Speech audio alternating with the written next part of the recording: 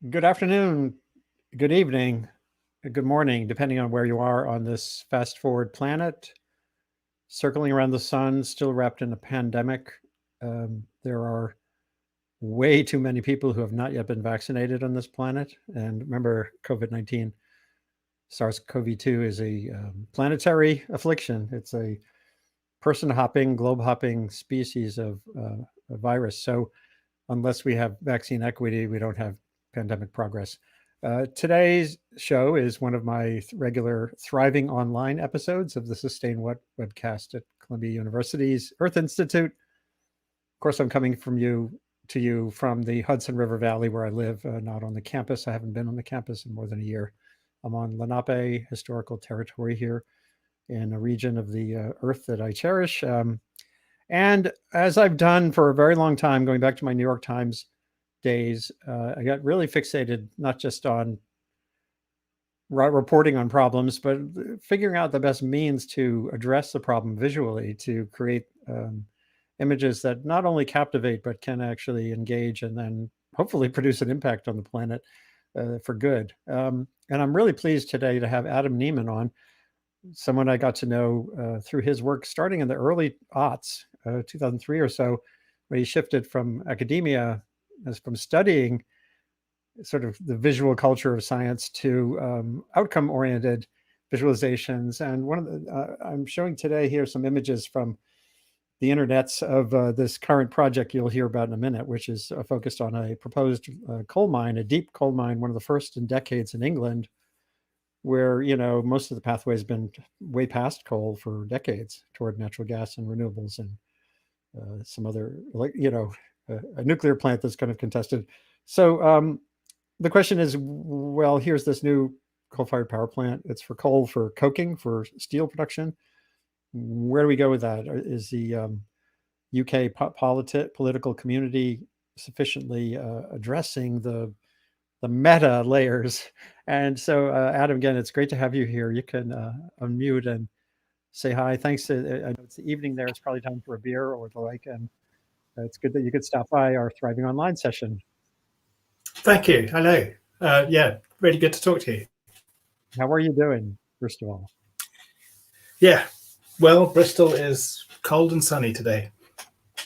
Oh, good. Here it's kind of gloomy, but spring is springing, as it will here. And so I want to take us back. I'll show what you've just done. We'll just, no, let's start. We'll go back in time first. So I first directed with you.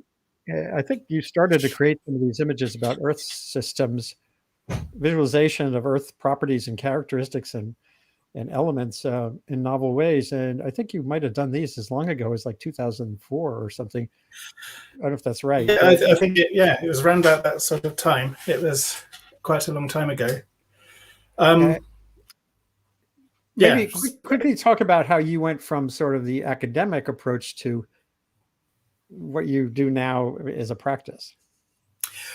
Right. So I started off as a physicist, and that's what my first degree was in. While I was doing my physics degree, I got very interested in the philosophy of science. I realized it was science itself that was really sort of capturing my imagination. Not so scientists are interested in nature. I was more interested in science, which is a slightly different sort of way of looking at it. And I was very interested in how scientists communicate with each other visually. So that formed a big part of my PhD research, was sort of the visual culture of science. And the way I went about it is the way I go about most things is by sort of understanding it through lived experience. So I found myself making a lot of scientific images. And then, I decided that I really rather liked doing that. So that's how I ended up working in data visualization. Yeah, and now this is sort of a hot area. There's Max Roser, Our World in Data. Many other people have dived into this arena of data visualization. The New York Times has entire desks devoted to turning data into information that can captivate and convey tough ideas. Many news operations do too. I just want to dive in very quickly into this one because it captured my attention, especially because I spent as a young man, I was on a sailboat, sailed 2/3 the way around the world. It was just serendipitous. Wow. I was the first mate, and being in the middle of a 2-mile deep ocean that goes on for a couple thousand miles, crossing the Indian Ocean, gives you the sense of limitlessness and depth. And then when you peel that away into that little green bubble, being all the world's liquid water, it just sort of suddenly I started to think, oh yeah, the oceans actually are pretty shallow when you really think about it. And it just creates a great new conversation space for, and of course, all the world's atmosphere there too, as Al Gore said in his film too. He said it's like a layer of varnish on a globe, or the like. These kind of processes do nudge our brains maybe out of their comfort zone. Is that part of how you feel this works? Yeah. Yes, absolutely. But because the thing is, you can understand these things numerically. You can sort of, you can get a sense of it numerically, or some people can. Numerate people can. But trillions and billions, they all kind of blend together. Exactly. Trillions of billions sort of blend together. And this is true even of the most numerate people. What's a few orders of magnitude between friends. But yeah, when you can actually relate to something on a physical level, you're still doing quantitative analysis. You're still making sense of the world in a quantitative way. It's just you're drawing on more experience to make sense of it. You're not totally reliant on your numerical abilities, on your mathematical experience. So that's partly, I think, why it is such a sort of shock to see it like this, because even though there's lots of pictures that I make where you already know the answer, you know what it is, but it's not, you don't really feel it until you've sort of experienced it in another way as well. Yeah, that reminds me of another piece that I mentioned you in way back when I was looking at some neuroscience on this that actually shows that, literally the geography of which parts of your brain are activated changes depending on whether it's auditory, visual, or textual. That the brain has these different ways of functioning. That clearly shows you that when we think of multimedia, you think, sometimes we think of it just as kind of cool, but it seems like it's actually fundamentally taking advantage of gaps and how information is just presented in one dimension. Yeah, I do think it makes a lot of difference if you can bring different things together, and see. So it's a word I use a lot is triangulation. So that triangulation is what map makers do. They will look from different perspectives to be able to measure a particular distance. And yeah, triangulation, I think, is how we make sense of the world as well. So understanding things numerically is just one of the positions in a sort of process of triangulation. And but there are others as well which can also sort of help you make sense of it. So, and that's what I've really been interested in is making data visualization as the sort of first step in the communication process. So most data visualization that you see is made by people who own the data for people who own the data, if you know what I mean. So so often it's by scientists for scientists, and so I call this pull visualization, because what you're supposed to do is go to the visualization that you've created with your own questions about it and extract the information that you need from the visualization. And for that reason, often you want a very data dense visualization, because that's going to provide the most insight. You're going to get the most information out of it. And you usually want a very abstract representation, because you already know what you're talking about. You want to just sort of get to the meat of it, to understand the relationships. Right. And the stuff that we tend to do at Real World Visuals is the opposite. Rather than visualizing big data, we visualize small data, usually just one number or two numbers. Right. And we try to make it, we call it concrete visualization, to distinguish it from abstract visualization. And there's lots of beautiful ways of so I'm not in any way disparaging abstract visualization, but often the first stage in getting somebody interested in an abstract visualization is for it to turn a quantity into something which feels real, that you can relate to on a physical level. And that raises the kinds of questions that can then provoke engagement with it. So that's why the bubbles, or the yeah. So you say, well, is that a lot or is it a little? And that's that's usually the first question, which then allows you to sort of properly engage with the data. Right. Whereas it just doesn't even arise. So yeah, this is an animation that tries to show in real time, because this is showing in real time global emissions, human emissions of carbon dioxide. Yeah. And so I remember this very well. It definitely captures the attention, especially when you think about, if you're thinking about the time scale you're just describing.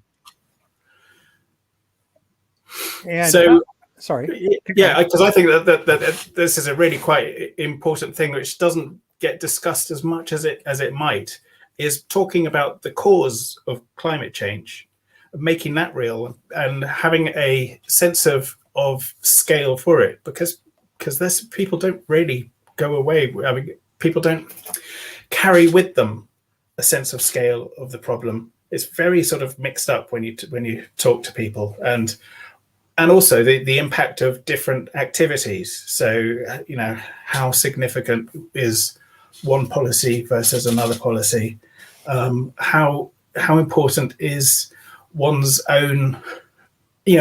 People since a big campaign by BP, people have been really concerned about their own carbon footprint and taking responsibility for it all on their own. So understanding the limits of what we can do as individuals is really important as well. Right. So this, you can use this as a compare and contrast mechanism also. And there's so many aspects of the climate problem that suffer from this challenge of getting our heads around dimensions. One of which, there are also words like inertia, the fact that CO2 is a long-lived gas. It's not like other pollutants that just come and go, and you can put a smokestack filter on or scrubber, and you can make the air cleaner in your own time. So that the temporal dimensions are tough. I was talking for a while back, there's this guy, Timothy Morton at Rice University, who talks about climate as a hyper object, because it has dimensions in time and space and characteristic that we just are not evolved to grasp it fully. And I kept thinking, man, it'd be great to visualize that. To me, in my experience in life, there have been these moments when scale or something that looked like something, and then I realized was something totally different, came in, and it's like this flash goes off. And that hyper object concept, there just feels like there's a lot of work to be done on time scales, right? When I was doing physics, that is one of the things I really loved about physics, is that it gives you a perspective on the whole universe. That so it gives you a much greater attachment to the whole universe, because most of the time we walk around within our own particular little scale. We think of the area around our homes or a journey to work. That's the sort of scale that we live on.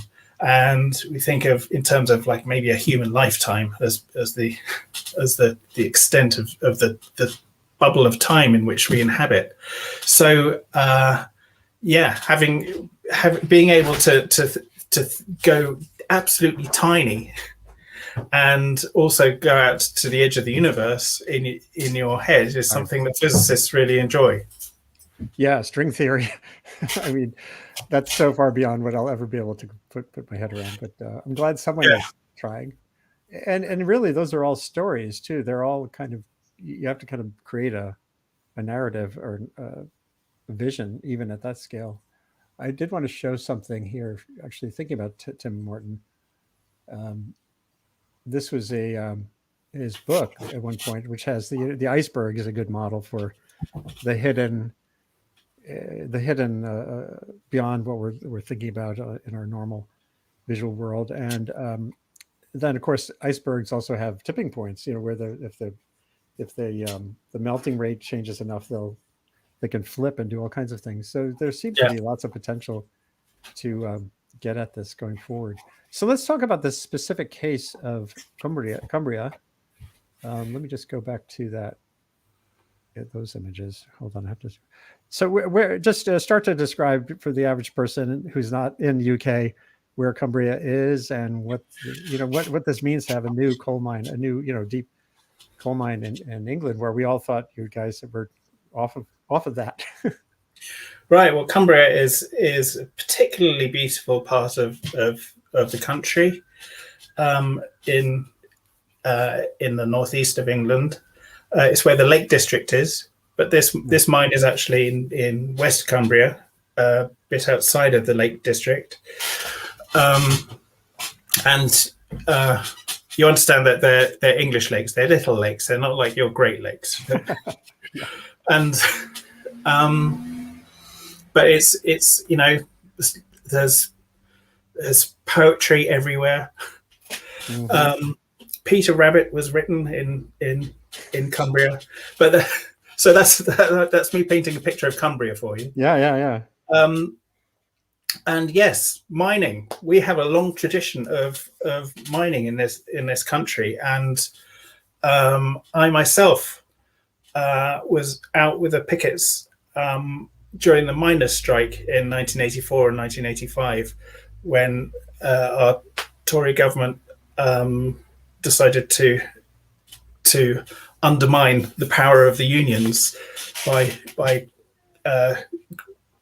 basically shutting down the industry without replacing it with anything else, which is something which has happened to many industries in your part of the world as well. Hey. Hello. What happened to my papers? What happened to? I'm talking to Andy just at the moment, and good to meet you. What's your name? That's Andy. That's Andy. See you in a bit. That's okay. I love this. I think it's all part of our human existence.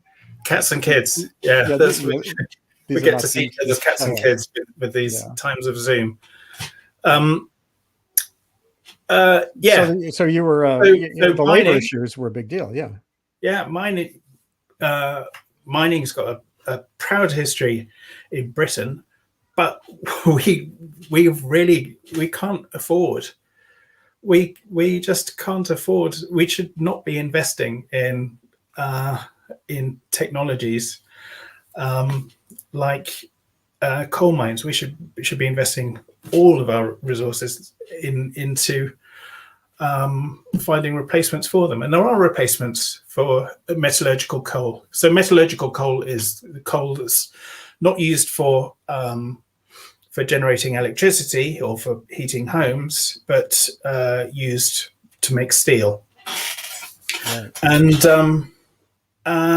And steel has always been made with coking coal, but it's there are better ways to do it, but they need investment.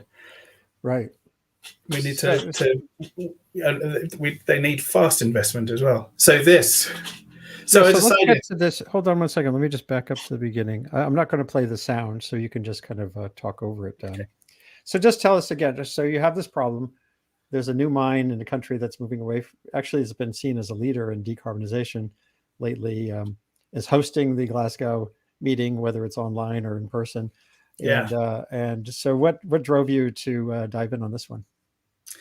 Well, it's one of those things which is a planning issue. So now it is a planning decision. The local authority granted planning permission, but it caused a lot of controversy. So the government is the minister in charge is reconsidering, and we don't know what's going to happen. But it's one of these things where it's really hard to get a handle on it if you're thinking only numerically, especially if you're a sort of top level minister kind of thinker rather than a backroom technical kind of thinker. So I just this is just a way to make the numbers real. This is just a way to bring it to life so we know what we're talking about. So there's two numbers. I worked out how much coal is going to be mined over the lifetime of this thing, and it turns out it's a mountain of coal. It's 139 million metric tons of coal. But now we've got a way of sort of thinking about it for people who know what London is like. Yeah. Now we've got a new metric. This is what a ton of carbon dioxide is like, and it makes a lot more sense to think of carbon dioxide in terms of volume than it does. It makes sense to measure it in terms of mass from an accountancy point of view. Right. But you can't really think of a ton of a gas. So just turning it into a volume makes a lot more sense. So this is a giant pile, 448 million of those spheres would look like that. And for people who know London, that's the city of London, where the tall buildings are. And this was just released today, right? It was just released today. Yeah. Good.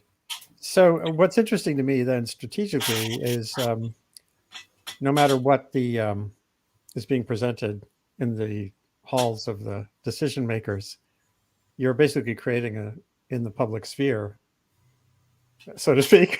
Oh yeah.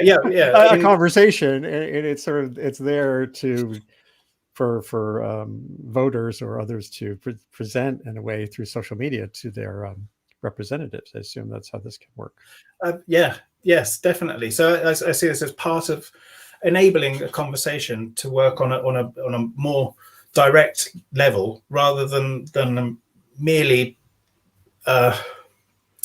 just a rhetorical sort of level. If you know which side are you on, kind of thing. This makes it concrete what we're talking about. We're talking about this much coal. Great, that's fair enough. That looks like lovely coal, right? And there's this much carbon dioxide. Now, is that a lot? Well, that's the key question, which I hope people will then think, yes, it doesn't answer the question. It certainly looks like a lot. It's a huge mountain in the middle of London, so it's certainly big, but is it a lot in comparison to the rest of the atmosphere? Is it going to make it difficult to meet our Paris commitments? Right. These are open questions. So what this video is just trying to do, it's not trying to answer the questions. It's not saying this is big or it's little. It's just saying this is what it is. And then if somebody can make a case then to say, no, this isn't actually very big. In comparison to other things, this is trivial and don't worry about it. And other people can come along and say, no, you're wrong about that. This is a significant difference. And anyway, maybe that's not the important thing. The important thing is where the investment is going. But bringing the numbers out into the open so people can just see them and relate to them. So it's not the video itself is not. It doesn't. I definitely come from the position that I don't want to see this mine being made, and so I am motivated. It's not like completely unmotivated. I am motivated to bring this into the conversation. Sure. But it's important to me that the film is fairly neutral, and it's up to me and others to use it in making a case against the granting planning permission. Right, and then again, if it, as you say, if it raises a question, then that can be explored visually as well. Some things that I think about a lot are the relative contributions of different countries to the greenhouse problem, the different levels of per capita emissions. You know, a long time ago on .earth, I had this thought experiment right at the beginning, like 2008, where I wrote a post saying, well, we're heading toward 9 billion people, more or less, 2050. The United States at that time was about a 20 ton per person per year country. And India was 1.9. And China and Europe are sort of in that, where China had soared up to be close to where Europe is, 6 or 7 tons per person. And so then I would say, well, okay, you know, suppose we do the heavy lift of everyone becoming European by 2050.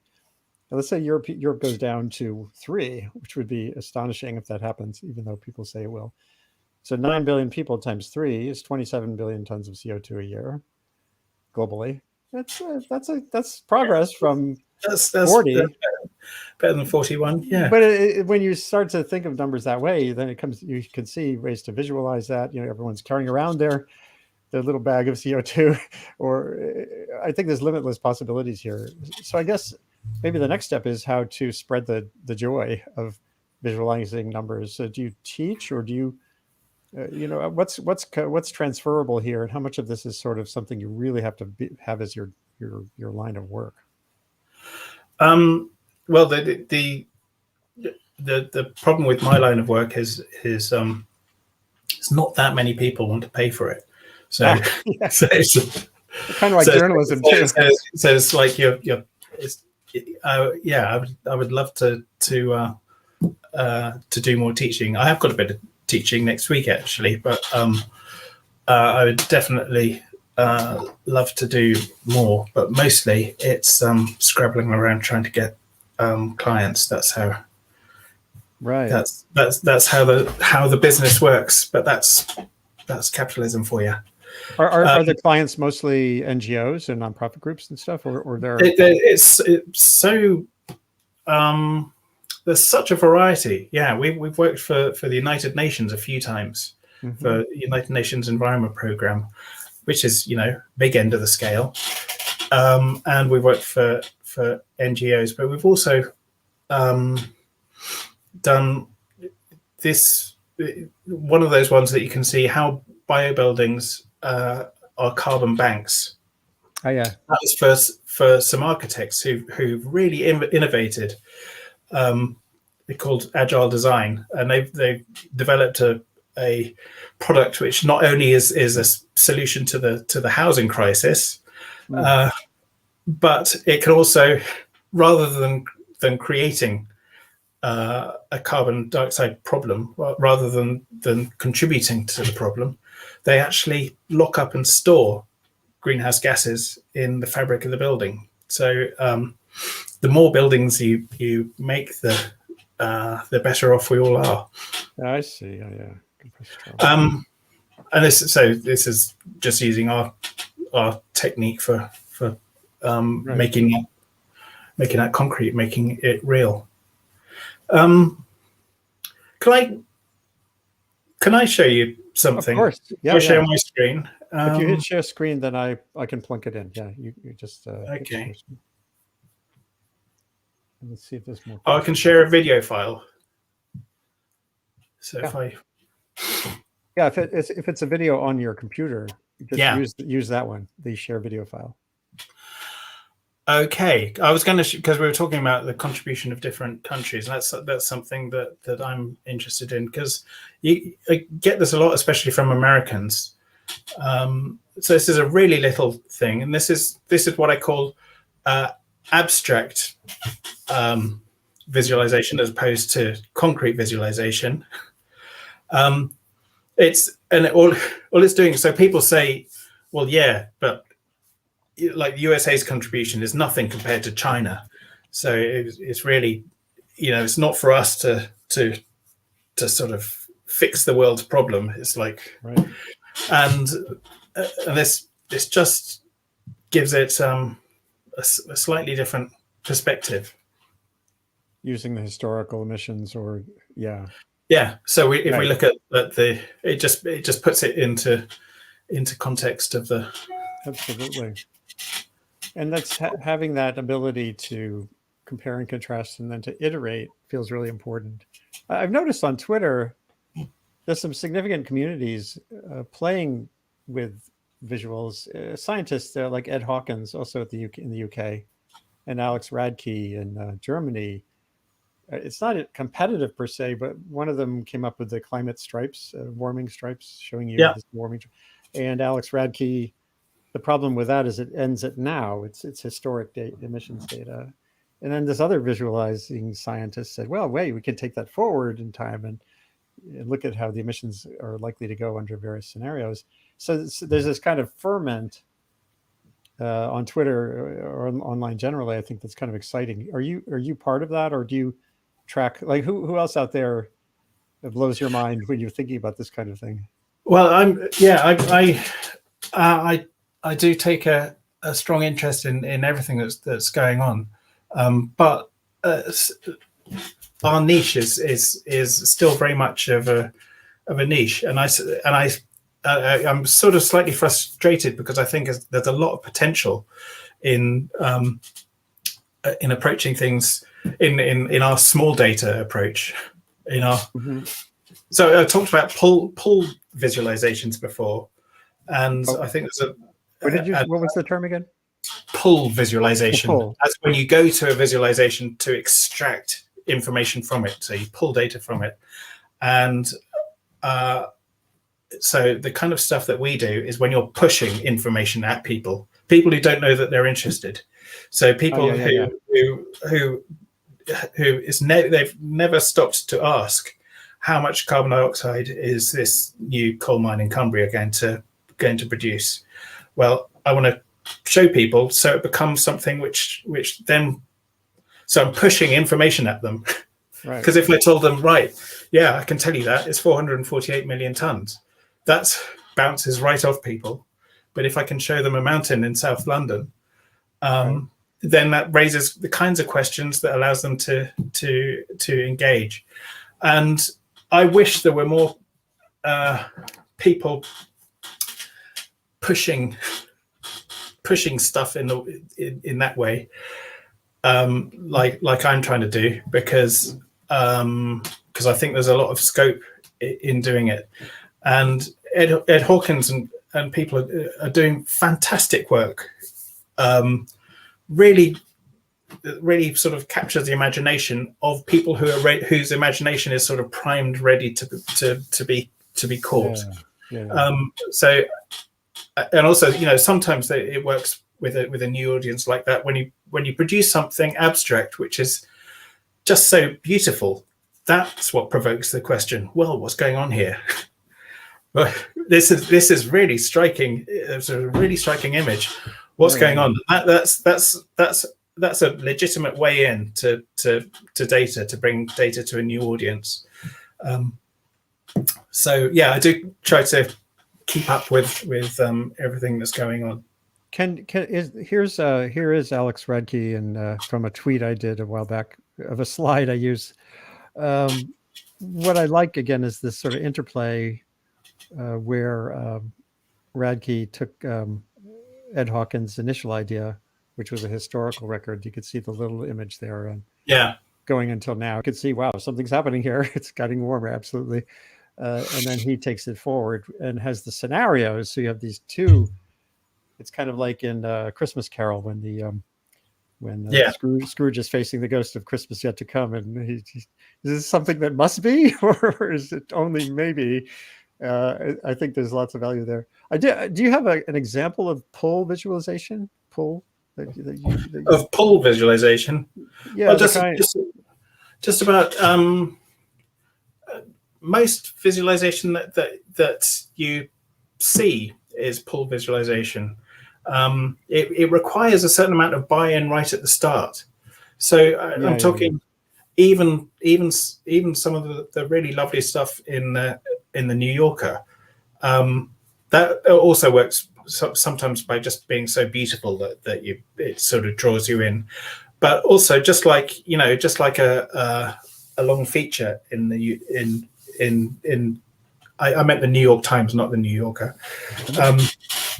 Just like a long feature in the New York Times, you have to be interested in the subject to start reading it in the first place. That's also true of a lot of the data visualization. So I think that, so what I try to do with putting great big blocks of carbon dioxide in front of people's faces is just get people to the point that they do want to engage with those kinds of long articles or data visualizations. So that gets to this. I guess it gets to how you present it on social media, or like you're talking about discoverability. Discoverability has to be part of the process too. Yeah. That's getting it. That's certainly tricky. That's not my métier. Well, maybe that's a conversation to have on. I like to think of these sessions I do here as sort of iterative. That who could be in the room here with us that could sort of have the push and the pull working together. So you have that sort of creates the opportunity in this case of the Cumbria mine to get a voter to know how to send it, to know to the relevant politician. I noticed you did tag a politician in the tweet. Your group did. Yeah, so I tagged that's the way to sort of decision it is. Yeah, that's a push, right? Hold on, I'm just doing something. I just did a tweet. I should actually go back to that tweet because maybe that sort of represents one tactic. A tactic if you want to push this onto a legislator, knowing that you could tag somebody is a way to make sure they at least have a chance to have a look at this concrete visualization of the implications of that mine beyond Cumbria politics. So yeah, I mean, I make it easy for them. I plonked it right over the Houses of Parliament. So, if you're not familiar with London, the big pile of coal was sitting on top of the House of Parliament with Big Ben at one end. Hold on. So, what do you see as a next step then? So it sounds like there's a lot of utility in what you're doing. It sounds like you're always scrambling for clients. I mean, the client really is the earth and the people living now and people to come. It's hard to find a funding base for the people of the future whose atmosphere is being filled with this long-lived gas. So making this kind of presentation, normalizing it, again, seems like a great opportunity, but the steps to that seem like still a great challenge. Yeah, well, it has been a challenge, right? And I'll tell you the approach that we're taking is a challenge because it takes a lot of resources. Making visualizing two numbers by making a 1 minute animation. The rendering time there was a lot of rendering to create those visualization of just two numbers. So yeah, it's not terribly efficient from that point of view, and that's the kind of thing that abstract data visualizers, they're horrified at the paucity of information which is communicated.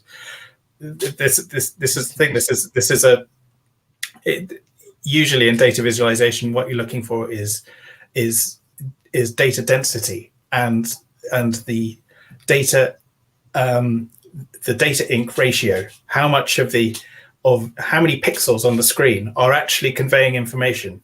Whereas, so if I've got clouds and stuff, they think, well, that's you've only got 2 bits of information that are being communicated, and I still think there's a case for doing that, but it's hard. It's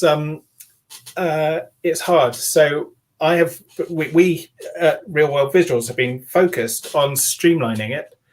Yeah. So it's now a lot easier for us to do this kind of thing. So we can take we can, which means, you know, it fits within accessible budgets far more often. We're also working on making it accessible to anybody, so anybody can make these things. So we've developed basic tools in Unity, for instance, that allow you to take a number and say it's like annual emissions from. Let me show you something. This is I'd like to see, because this is fun. So take a number that... like so in 2018, the global emissions were about 41 billion tons, which bounces off most people. But being able to see that in real time can actually be really effective. So maybe, oh, there it goes. Okay, let me put that up. So that's what human emissions. This is just a short little loop. Yeah. And that's what it could run forever, and that's what humans are adding to the atmosphere all day and all night, and that's the kind of thing that provokes the question. Well, yeah. But is that a lot, or is it little? And in terms of, you know, natural fluxes, it's actually quite small, but only half of it gets sucked back into plants in the ocean, so the rest of it stays there. So I want to be able to put this in the hands of anybody. So anybody has got any number that they want to make sense of. Sure. So it could be their own institutions, or, you know, the plans if we do A or plans if we do B. And just be able to see for themselves what that looks like, and sort of feel what it looks like, rather than simply relying on this sort of numerical sense or a purely visual sense with a graph or something. I'll show you. I'll show you another example very similar to this, which is, so this one is Shell's contribution. Do I have to do anything? Or... maybe you might have to. Let's see. Oh, I see it. Sorry, I didn't see it there on my screen. It's coming. So yeah, this one is what Shell is adding to the atmosphere all day, every day, or it was in 2018. Which is the last year for which I've got good numbers. I could see, if, I don't know, on Twitter, if ExxonMobil, for example, has these relentless ads that they put up, kind of the good news around how Exxon is creating a new world and focusing on bioalgae. A lot of it is really greenwash in the sense that it's really hard for anyone to see an algae solution to climate at scale. Yes. This would be an interesting little widget for people to post as a response every time they see an ad like that, for example. That's what I was thinking. So maybe now that this will be archived right away as soon as we're done. Yeah. But the nice thing about this is it's not. It can be used polemically, but it's not inherently polemical. All it's doing is saying this is what it is. If you look at Shell's products, this is what they're doing, and you can't argue with it. It's just sort of simple. But it does. If you are arguing, well, we're ExxonMobil and we're we have taken 14 tons of carbon dioxide out of the atmosphere, and then you can see that's half a second. Nice one. Right. John Massender, by the way, is this one that's online? This particular one? No, this one isn't online at the moment. Yeah, John Massender was asking, is there a link to some of these animations? Maybe if you had a gallery of some little ones, that would be something that'd be interesting. The global one that I was showing you, that is on our Vimeo account. Oh, good. Well, is that easy for people to find if they Google for Vimeo and real world visuals? Hopefully, I hope it is. I'll tell you what, the Vimeo account is accessible through the tweets we were doing today, because the film that we made today is on Vimeo as well. I want to show something that's from a very different field. I think a lot of what you're doing in the context of climate risk is invaluable. At the Earth Institute of Columbia, there's a seismologist named Ben Holtzman who's been working for like 15 years of using sound to amplify our understanding of earthquake patterns. And so hold on, I just want to show you this because it's just really cool what he's been doing. Hopefully the sound, I have to share audio.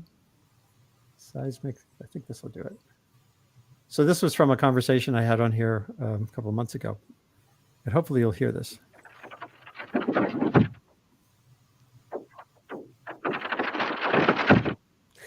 Oh, I love it. It's like a heartbeat.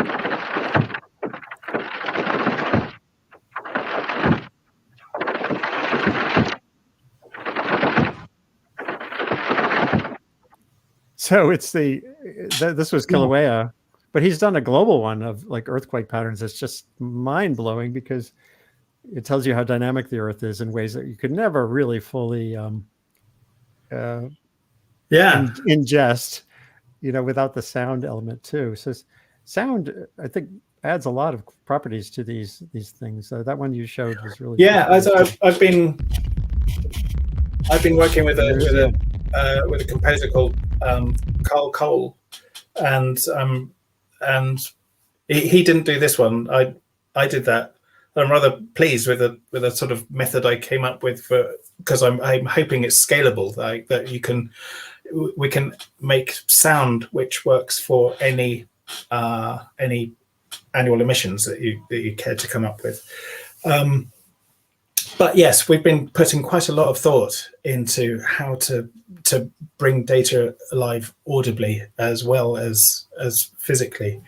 So basically, we think that our experience of being in the world is a key part of data visualization, which is so far untapped. So people use the visual sense quite a lot in data visualization, but I think knowing what it's like to walk across Central Park, that's something which is really accessible to people. So when I will often put a big block of something in Central Park because for New Yorkers, you know what it's like.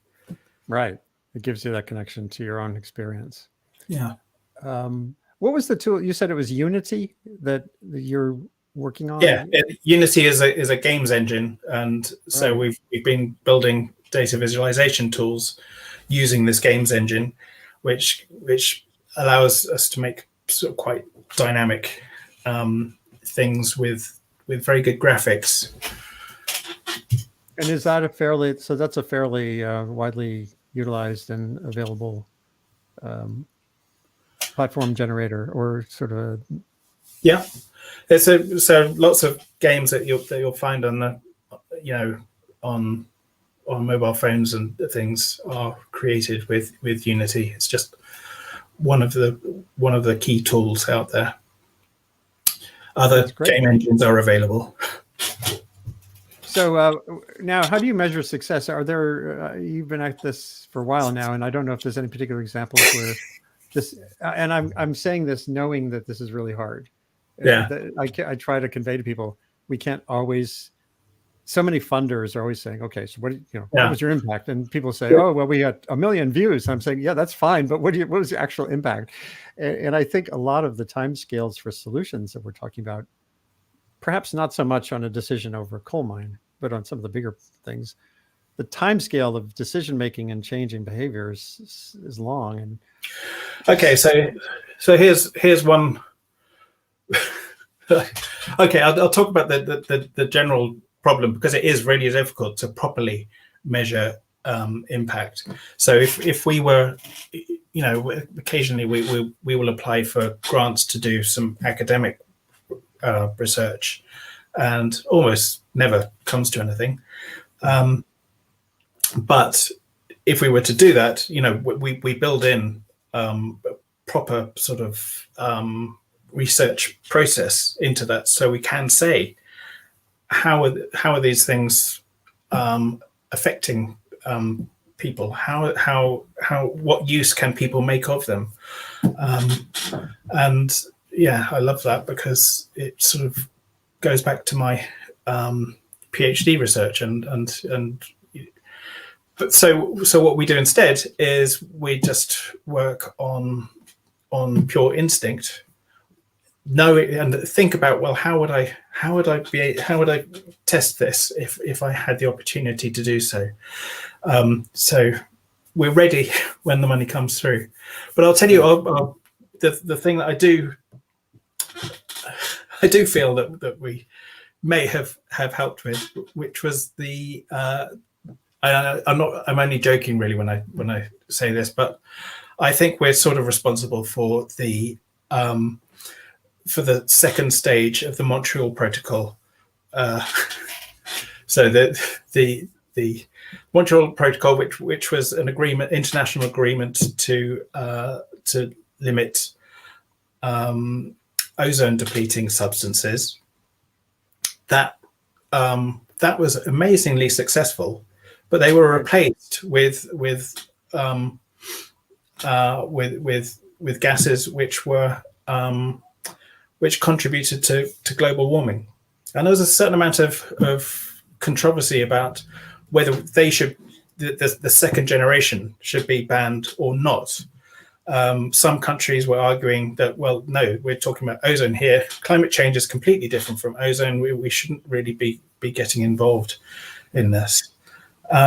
We made a little film which showed that actually the work on ozone, the Montreal Protocol, had reduced global emissions of greenhouse gases by more than the Kyoto Protocol.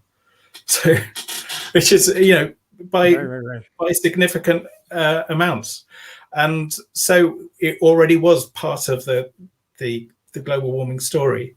And we also showed what would happen if we didn't ban the HCFCs, which were replacing the CFCs, and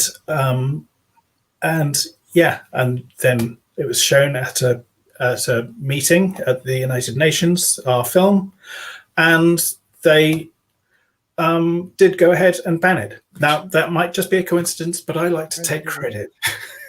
Yeah, that's good. And is that was one of the carbon visuals? That was carbon visuals, yes. That's I think I think I found it here. So let me possibly share that. We made a series of films, and one of them was called The Carbon Story, I think. Hold on, I just had it. Whoa. So here's the climate, ozone campaign meets climate change. Yeah. Is it one of these? So it was really interesting. The Ozone Song. That's interesting. Yeah, the Ozone Song is I think that was some of our best work to come out of this project. It's amazingly catchy and engaging song, and kids love it. And I personally had very little to do with it, but I still think it's one of the best things we did. Another thing we did in this project, you can see that we made a 3D air map and a 2D air map, and part of that was about making ozone real, because we saw that the difficulty of thinking about ozone is actually a barrier to engaging with it. Right.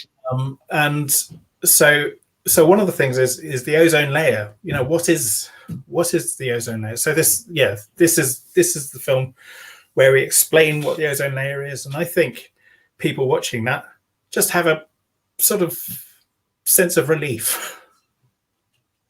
Yeah, well, I maybe that's another part of this is sometimes people get overly freaked out by some aspects of these issues, and I think having them understand, you can use visualizations in both ways to actualize and energize, but also to sort of get people to understand. To me, I think one of the challenges, one of the opportunities in presenting the bigness of climate change, is that it can take away a little bit of that sense of, if we don't get this right now, we're going to really totally fail. You know, the idea. There's so much. There's a lot of debate about the merits of climate emergency language, for example, because it is a long emergency, whether you want to call it that or not. And just to explain what we're seeing here, these are we're seeing that the equivalent in carbon dioxide gas of these greenhouse gases. So one little ball of greenhouse gas is all of those balls of carbon dioxide. Wow, so and this is why this mounting here is the carbon dioxide, or the carbon dioxide equivalent, which hasn't entered the atmosphere because of the Montreal Protocol and the Vienna Convention. That's great. I know some people will be very excited to share this further, because it's still one of the there's still some huge opportunities on that side of the issue, mitigating these pollutants while we work on the grand challenge of CO2. It's been great to have you on here today. You know, after all these years of me following your work, it's really good to meet you properly. I want to show you one of the maybe if we can culminate with this and just a little talk about next steps.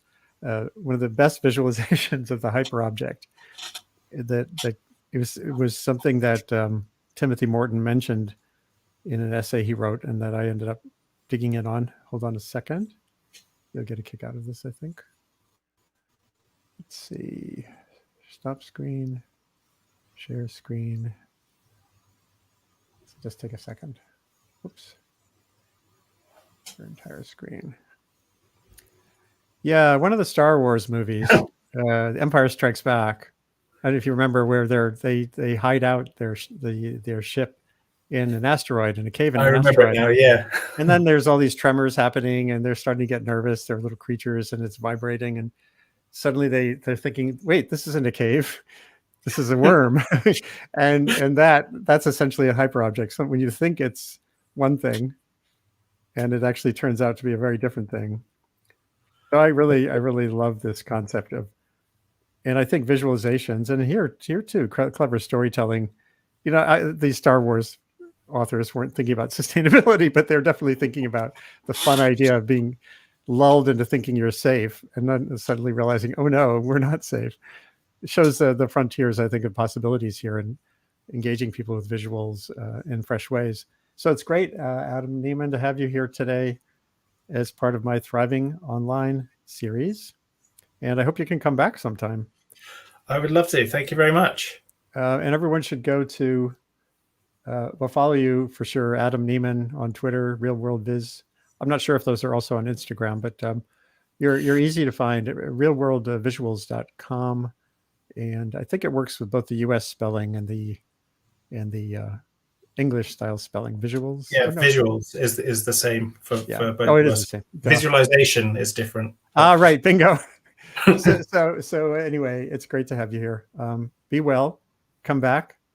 And I think in terms of next steps, if we can think of, you were saying you're still challenged with thinking about how to integrate this more completely into the social media space, so people can take that material and utilize it in fresh ways. So maybe we can think of getting together someone on that end. And yeah, I would certainly be stuff around and go deeper. Talk about that. Yeah.